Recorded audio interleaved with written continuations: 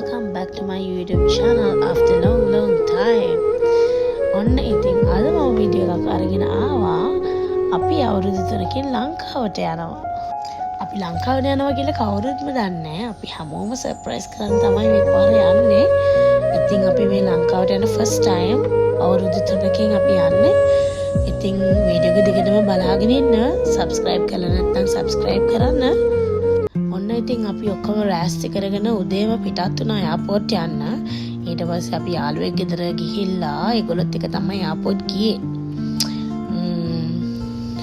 අපිත් ගොඩක් excited ඉතින් after 3 years ලංකාවට යනකොට ඉවසිල්ලක් නැහැ. දැන් ඉතින් අපි එයාපෝට් එකට ඇවිල්ලා ඉන්නේ. අපි බලමු ඉස්සරහට මොකද වෙන්නේ කියලා.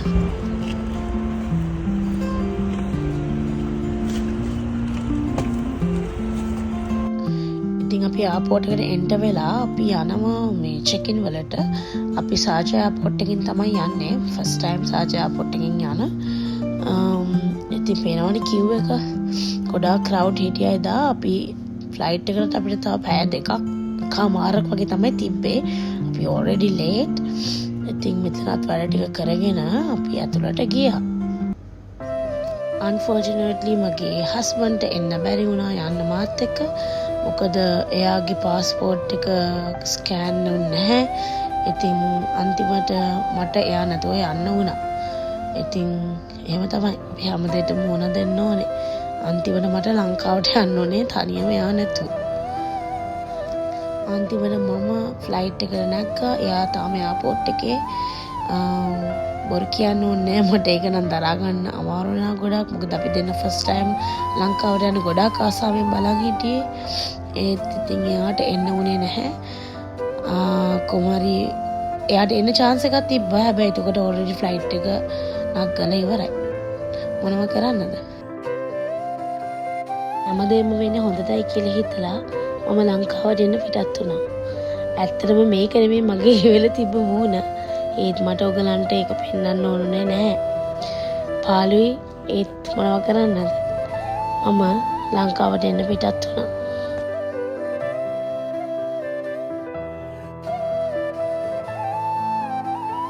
ඉතින් මේක තමයි ෆ්ලයිට් එකේ ෆේවරිට් පාර්ට් එක. මේක තමයි මම චූස් කරපු මීල් එක. මේක චිකන් බෝල්ගෝනේස් පාස්තා එකක්. මේක හොඳයි රාට තිබුණා. ඊට පස්සේ ඩෙසර්ට් එකට තිබ්බා චොක්ලට් මූස් එකක්. ඔක්කොම ඕකේ. ඉතින් මම මීල් එකත් එන්ජොයි කරලා පොඩ්ඩක් නිදාගත්තා.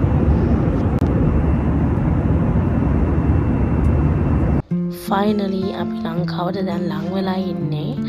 මේ කොළ පාට දැක්කම ඇස් දෙකට පුදුම සනීපයක් දැනෙන්නේ. අවුරුදු ගානකින් මේම දැක්කම මාර හැඟීමක් ඒක. ඒක කියන්න වචන නෑ ගයිස්.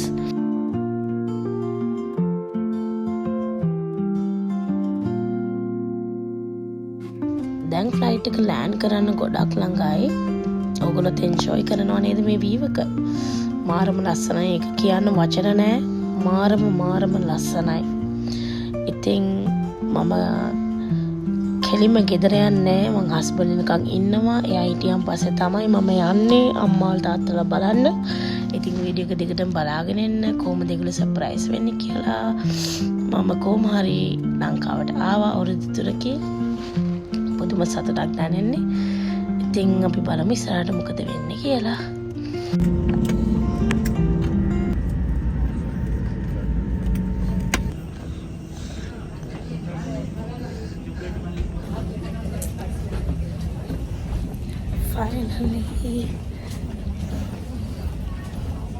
දැන් ඉතින් අපි යම් බැගේජස් ටික ක්ලියර් කරගෙන එළියට යන්න.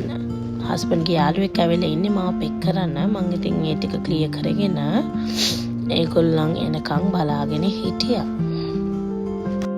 ඉතින් මං කිව්වනේ මම ගෙදර යන්නේ. මම හස්බන්ඩ් එනකන් ඉන්නවා. අම්මයි තාත්තයි බලන්න යන්න. මම ෆස්ට් ගියේ අක්කි බලන්න. ඉතින් අක්කි ගොඩක් සර්ප්‍රයිස් වුණා. මට හරිම සතුටුයි ඒගොල්ලෝ බලන්න පුළුවන් වෙන එකට අවුරුදු 3කින් පස්සේ.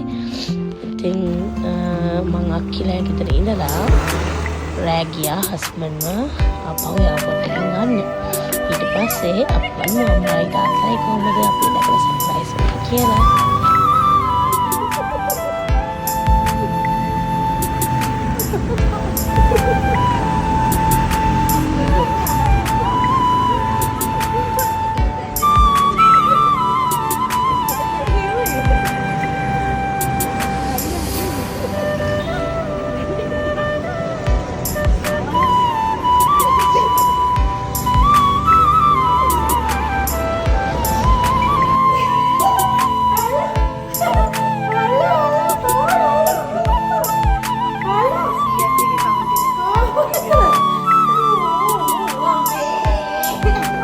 පස්සේ ඉතින් අපි පාන්දර ගියා හස්බන්ඩ්ව එයාපෝට් එකෙන් පික් කරන්න. කොහොම හරි එයාටත් එකම දවසේ එන්න පුළුවන් වුණා. ඉතින් මෙහෙම තමයි අපේ පේරන්ට්ස්ලා සර්ප්‍රයිස් වුණේ.